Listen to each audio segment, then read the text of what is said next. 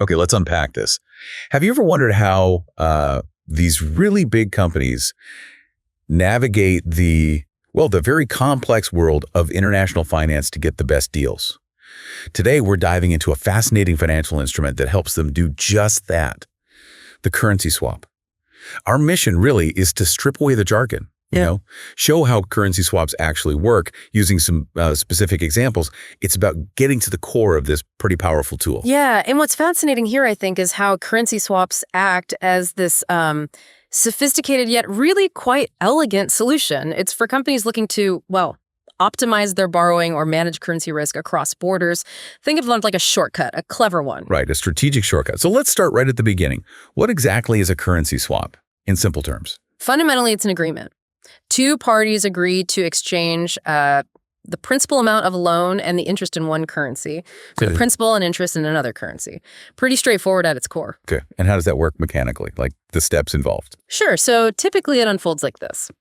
At the start, the inception, equivalent principal amounts get exchanged, and that's done at whatever the spot exchange rate is right then. Then, during the life of the swap, each party pays the interest. But here's the key bit. They pay interest on the principal amount they received in that initial exchange. Ah, okay. On what they received, not what they originally borrowed themselves. Exactly. And then, at the end, maturity, the principal amounts are swapped back again. Now, there's a critical choice here. Do they swap back at whatever the spot rate is then, 5 years later or whatever? Or do they use a pre-agreed rate? And which do they usually choose? Often, they'll use a pre-agreed rate, like the original exchange rate from the start. And that's really important because it takes away the transaction risk on the principal swap for both sides. You lock it in. Got it. That makes sense. Removing that uncertainty. So knowing the mechanics, the big question is, why? Why would companies go through this, seemingly elaborate process instead of just borrowing directly in the currency they need? Right. There are really two main drivers, two big reasons companies do this. First, it can let them get foreign currency loans at a, frankly, better interest rate than they could get if they just went straight into that foreign market themselves. Cheaper borrowing, basically. Cheaper borrowing, yes. And second, it's a way to hedge, protect themselves against transaction risk on foreign loans they might already have. Ah, so risk management too. Definitely.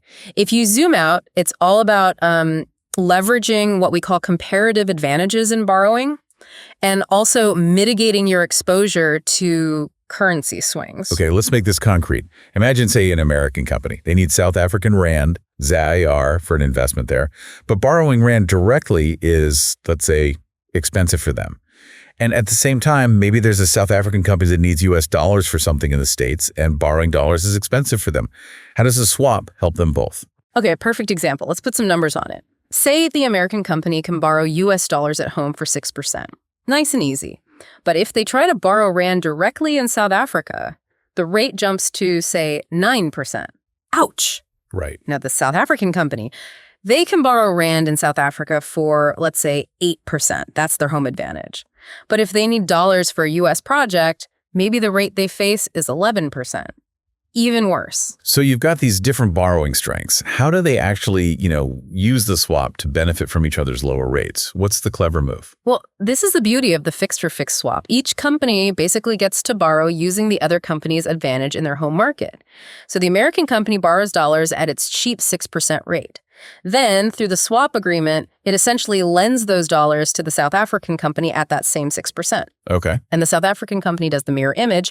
It borrows Rand at its cheaper 8% rate and then lends those Rand to the U.S. company, again, at the same 8% rate. Ah, I see. So they're not actually lending directly, but the swap achieves that effect. Precisely.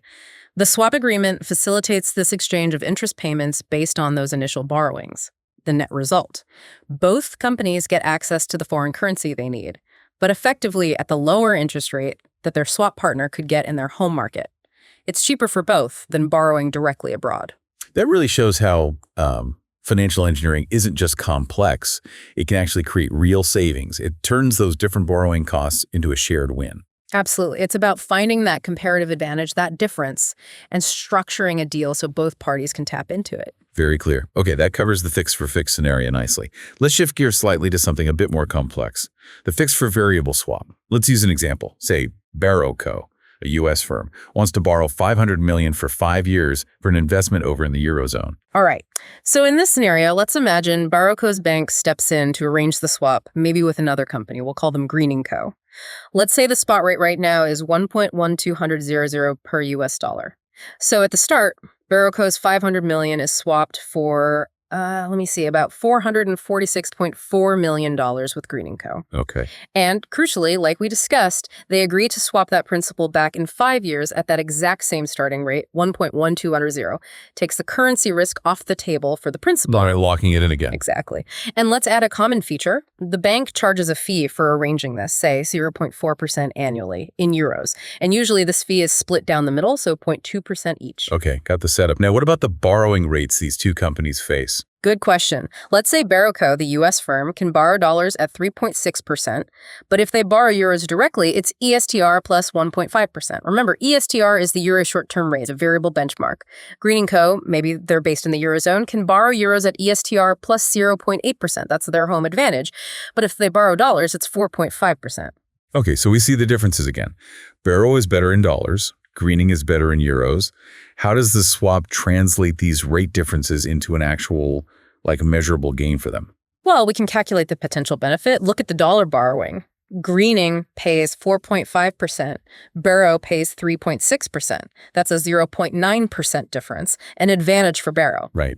Now look at euro borrowing. Barrow pays ESTR plus 1.5%. Greening pays ESTR plus 0.8%. So Greening has the advantage there by 0.7%. Okay, 0.9% in dollars, 0.7% in euros. Exactly. So the total potential gain from swapping, from combining these advantages, is 0.9 plus 0.7, which is 1.6%. Okay, and how is that 1.6% usually shared? Typically, it's split equally. So each company stands to gain 0.8% before any fees. But then there's the bank fee we mentioned. Right. The bank takes its cut, 0.4% total, or 0.2% from each party's share of the gain. So you take the 0.8% potential gain for each, subtract the 0.2% bank fee, and the net gain, the actual saving for each company, is 0.6%. So after everything, they each end up paying 0.6% less than if they just borrowed directly in the foreign market. That's precisely it. A tangible, bottom-line saving for both created by the swap structure. That's the what. Now the how. What does the actual flow of cash look like step by step? How did the payments work to achieve that 0.6% saving? It sounds a bit complicated with fixed and variable rates involved. It can seem that way, but let's walk through it. First, the initial borrowing happens outside the swap. Barrow Co borrows USD at its good rate, 3.6%. Greening Co borrows EUR at its good rate, ESTR plus 0.8%. Okay, they each borrow where they're strongest. Correct. Then, within the swap agreement, they exchange interest payments. It gets a bit detailed here, but essentially, Greening Co needs fixed USD but borrowed variable EUR. Barrow needs variable EUR but borrowed fixed USD. So they arrange payments to effectively transform their interest obligations, simplifying the flows. Greening Co will effectively receive the variable ESTR rate, let's say notionally, from Barrow Co, and Barrow Co effectively pays that ESTR rate notionally to Greening Co. So that handles the variable part. Yes. And simultaneously, for the fixed part, Barrow Co receives a fixed rate, say 2.9% notionally from Greening Co. And Greening Co pays that 2.9% notional to Barrow Co. These internal swap rates, like the 2.9%, are calculated to distribute the gains we talked about earlier. Okay, so lots of flows within the swap itself. What's the end result for each company's actual cost before the fee? If you net all that out, what they pay on their initial loan plus or minus the swap payments, Barrow Co effectively ends up paying ESTR plus 0.7%, and Greening Co effectively pays a fixed 3.7%. Right, which is better than they could get directly. Exactly. That reflects their 0.8% gain before fees. Now, factor in the 0.2% bank fee each pays. Barrow Co's final all-in cost becomes ESTR plus 0.9%, which is 0.6% better than ESTR plus 1.5%.